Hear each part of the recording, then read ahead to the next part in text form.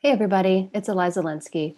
I'm going to be reading a few pages from my most recent novel, Grave Mistake. It's book 5 in the Don't Call Me Hero series.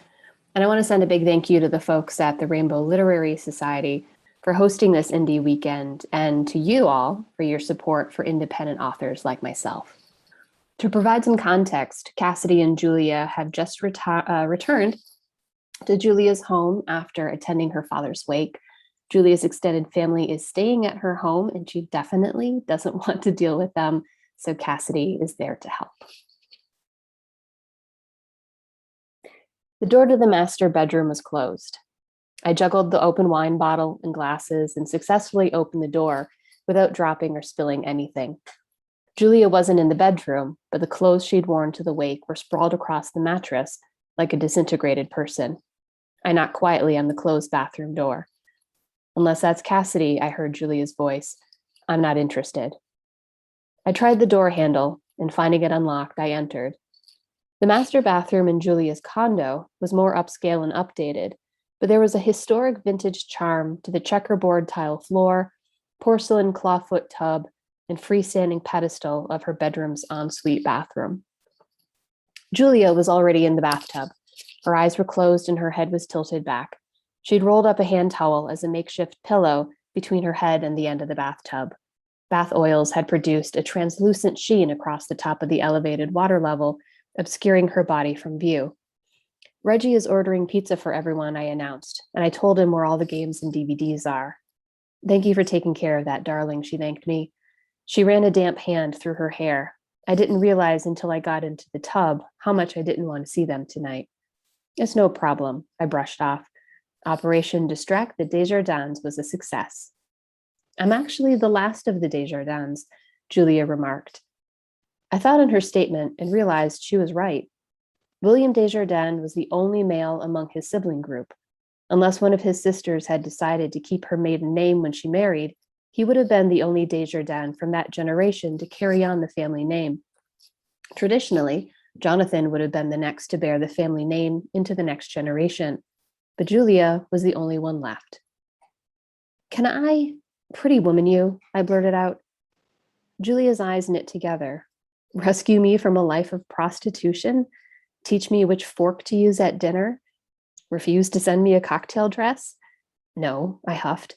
The bathroom scene. You be Richard Gere, and I'll be Julia Roberts.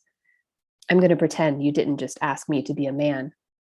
My description had been ridiculous, which made me feel equally so. Never mind, I grumbled. I'm only teasing, darling, Julia chuckled. Get in while the water's still warm. I took the time to pour a generous glass of wine for both Julia and myself. When I delivered Julia hers, she wrapped damp fingers around my wrist. Hurry up and strip, soldier, she murmured. I don't like to be kept waiting. Yes, ma'am. Julia watched me, unblinking, while I undressed. I'd already removed the heels the moment we'd returned to Julia's house.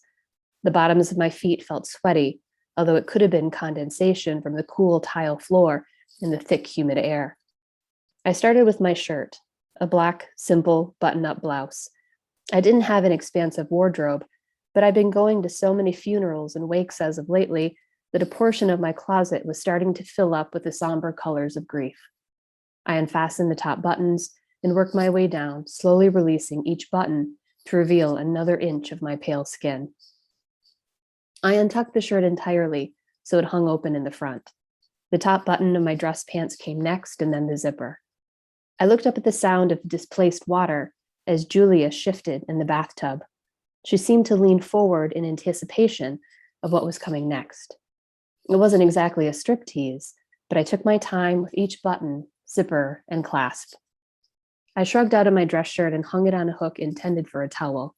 I tucked my pants past my hips, and gravity took care of the rest, leaving me in my cotton bra and underwear.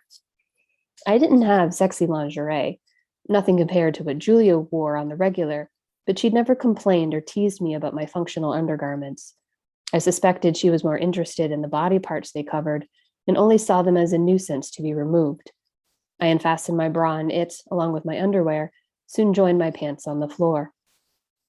Julia curled a dripping finger in my direction, beckoning me to come closer. I joined her in the bathtub on one other occasion, although I'd been fully clothed and out of my mind after a particularly challenging session with my therapist, Dr. Susan Warren. This tub was smaller than the one at her condo, but I was confident we could make it work. Julia scooted to the center of the tub, making room for me behind her. I stepped into the tub one foot and then the other. The water was hot, but I gripped my teeth and willed my flesh to adjust. I had a naked woman who needed a leg hug. I slid down the back of the tub. Julia made herself small so I could wedge my legs between her and the tub's walls. "Are we making your pretty woman cosplay dreams come true yet?" she asked. I brushed Julia's glossy dark hair over one shoulder so I could have better access to her flawless back. I pressed warm, solid kisses against her shoulder blades. Getting there. I was keenly aware that we weren't alone in the house. I didn't worry about anyone barging in on us, but I also doubted that the walls of the old home were well insulated. Making Julia scream my name while I worked my fingers and tongue between her thighs was certainly one way of making the nature of our relationship clear to her aunts and cousins, but I was no exhibitionist. And even with Julia's tailbone pressed snugly against my clit, the presence of so many extended family members under one roof successfully kept my libido in check. What do you think our life would have been like if we'd never left our jobs, never left this place? I found myself asking instead. Would we be living happily ever after, you mean? Julia posed. She leaned back onto my naked chest, resting her body weight against me. Would I still be city prosecutor and you an embarrassed police detective? And would we be sharing a bath right now? Maybe, I don't know, I struggled. I traced invisible patterns on her collarbone with the ends of my fingers. But do you ever think about the what ifs? My life is one long list of what ifs, darling, Julia noted. What if I'd stayed a classics major?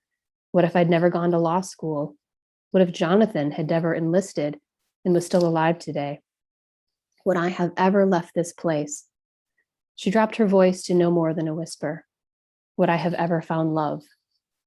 Maybe it's dumb, I started, but I like to think we were always going to meet. It might not have been at a bar in Minneapolis. Maybe I would have still taken the embarrassed job, and maybe I would have seen you at Stan's Diner or in City Hall. I wouldn't be able to rest until I knew your name. That's a quaint thought, Julia murmured. She paused before continuing. I'm sorry things are so serious right now. Death is pretty serious, I observed. I know, but relationships are supposed to be filled with laughter and passion, especially when they're new. We haven't even been together a year. Life came at us fast, I agreed. We didn't really have much of a honeymoon period. One minute we were sneaking sex in the patrol car, and the next I was arresting your dad for fraud. Julia exhaled. When you put it that way. All the more reason we should have an actual honeymoon, I said cheekily. Julia twisted her head to give me a sharp look. Cassidy, don't joke. I held up hands that were starting to prune from the warm water. You know how I feel, babe. My heart is on my sleeve. My cards are on the table. All of those corny sayings. Say the word, and I'll get down on one knee.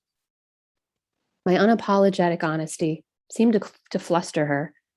She dropped her head, chin resting on her chest. It hasn't even been a year, she quietly demurred.